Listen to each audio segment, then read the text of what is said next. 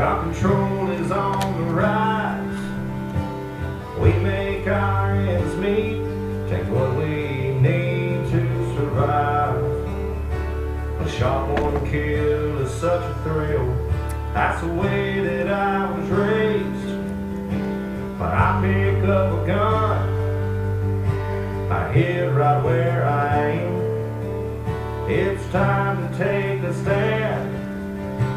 It's time to draw the line. You better bring yours when you come to take mine.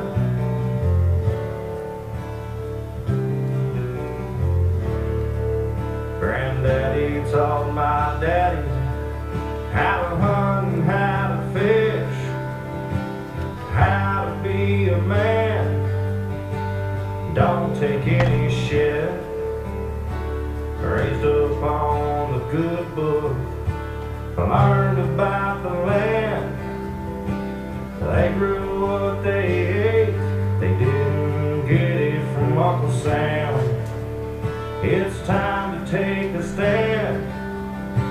It's time to draw the line. You better bring yours when you come to take mine.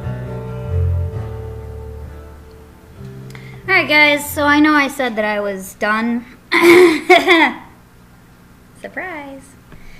So I left a comment earlier tonight on ACAZ's video that he posted.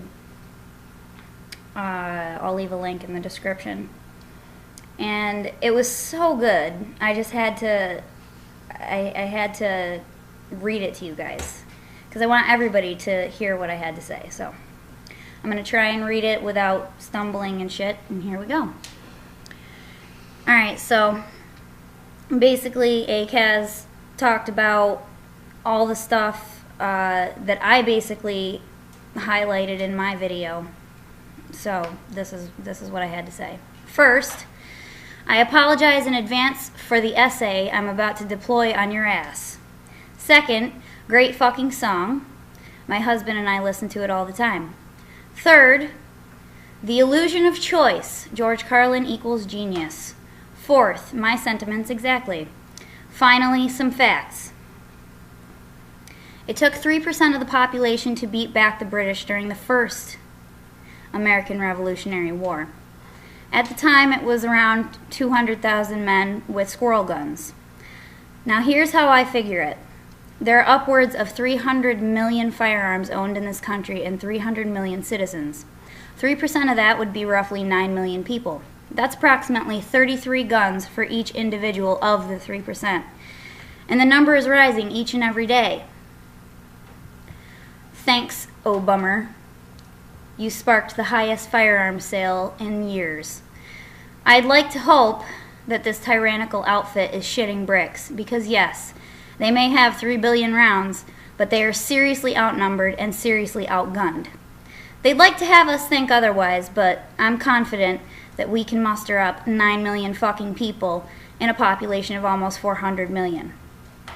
After all, there are some bad motherfuckers who have fought for their country and experienced firsthand how their government values their service and sacrifice.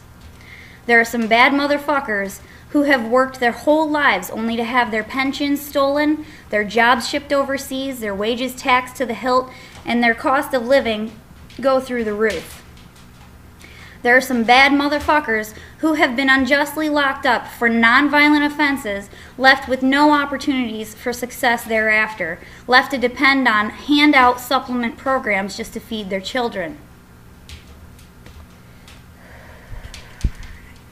And there are some bad motherfuckers who grew up believing in their country's founding principles, who obeyed every law only to find that their reward was more laws, more restrictions, and a weathering away of their basic human rights. As a metaphor for all of this, I'll share a story that I wrote to close the longest comment ever. A sick, twisted man brings home a strong, handsome Rottweiler. He puts the prize dog in a cage in his basement. He leaves the Rottie in darkness, starves it, and beats it for years.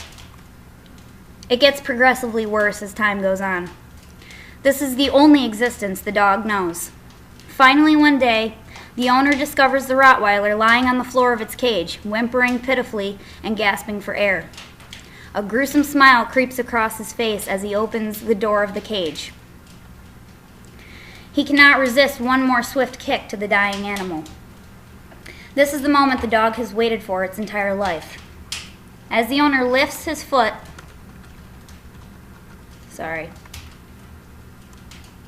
gotta find my place again. As the owner lifts his foot above the dog's head as he is poised to crush the animal's skull with his boot heel. Suddenly, the man is rocked with enormous pain in his groin. His shrill cries cannot drown out the sound of flesh being torn away from his body. Ripping through the soft skin of the man's gut, the dog spends the last moments of his miserable life in glory, turning his abuser into an unrecognizable pile of meat, blood, and bone. The dog finally collapses on the floor exhausted and stares at his work until it fades to black and his breath becomes no more. Now, the man's mistake wasn't putting the dog in a cage. His mistake wasn't keeping the dog in darkness, starving the dog, or beating the dog for years. The abuse wasn't his mistake. See, the dog realized that this man could have easily ended his life swiftly at any time. The dog knew the man had proven his point after a month that he was far more powerful. But with this, the dog came to understand that it wasn't enough for the man to simply take his life. It wasn't enough to torment and maim the animal.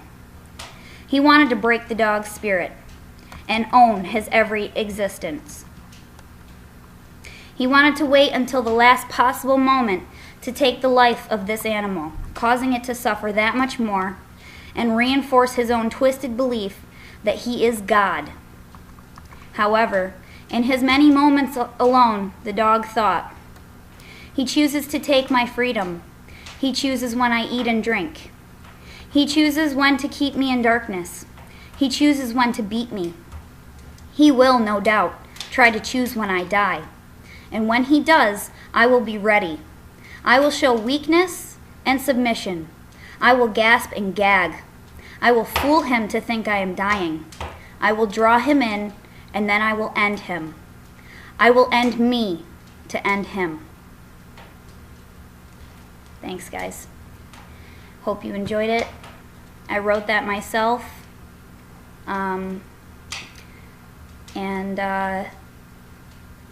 Si vis pacem, parabellum. Bye.